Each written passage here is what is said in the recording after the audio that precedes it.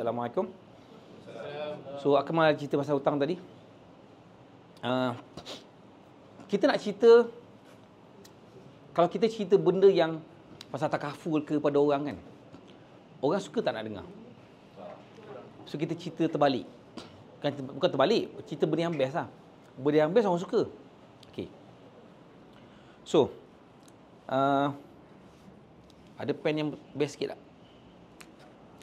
So, sekarang ni, kalau PTPTN ni, dia berkaitan dengan apa? PTPTN. Dia berkaitan dengan apa? Dengan education lah. So, education ni, kalau siapa belajar, belajar yang personal financial risk assessment tu, education ni salah satu daripada apa? Yang saya bagi tu kan? Salah satu daripada risk, betul tak? Okay. So, maksudnya, benda tu ada, cuma sama ada trigger tak trigger je. Faham Sama juga retirement plan dengan education plan. Dua-dua sama. Okey. Kalau retirement plan ni, apa beza retirement plan dengan education plan? Kalau retirement plan, kalau katakanlah you dah set satu masa, tiba-tiba terlepas. Maksud saya, tak cukup. Boleh extend tak setahun? Boleh extend tak 2 tahun? Boleh extend tak 3-4 tahun? Kalau katakanlah anak kita, kan, umur 17, nak masuk universiti, duit tak cukup. Sampai hati tak kita nak cakap dia suruh extend setahun 2 tahun? Boleh lah, tapi tak.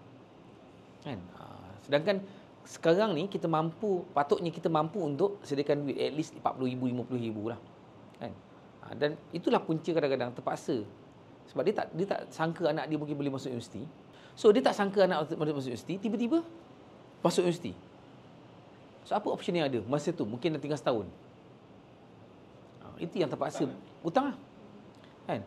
Kalau entitled for PTPTN, kalau tak entitled, buat personal loan. So, ini yang kadang-kadang kita kena educate benda ni dekat luar.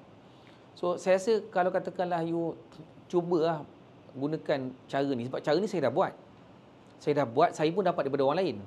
Dulu, masa mula saya belajar pasal property, saya dapat benda ni. Lepas tu, saya buat dan saya kongsikan. Saya rasa benda ni, topik ni senang untuk you dapatkan lebih attention.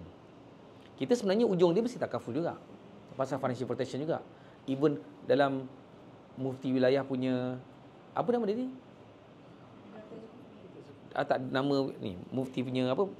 Bayan Linas. Bayan Linas punya website ni, dia sendiri cakap, kena sediakan takaful. Tapi biasalah bila kita cerita terus takaful kat depan, terus macam, tak nak tak perlu, tak minat. Kan? So, apa yang diminat? Dia minat adalah education fund. Education fund dia minat, takaful dia tak minat. Tapi, in order untuk sediakan benda ni, kena ada backup sebab ada 2 option. Pertama,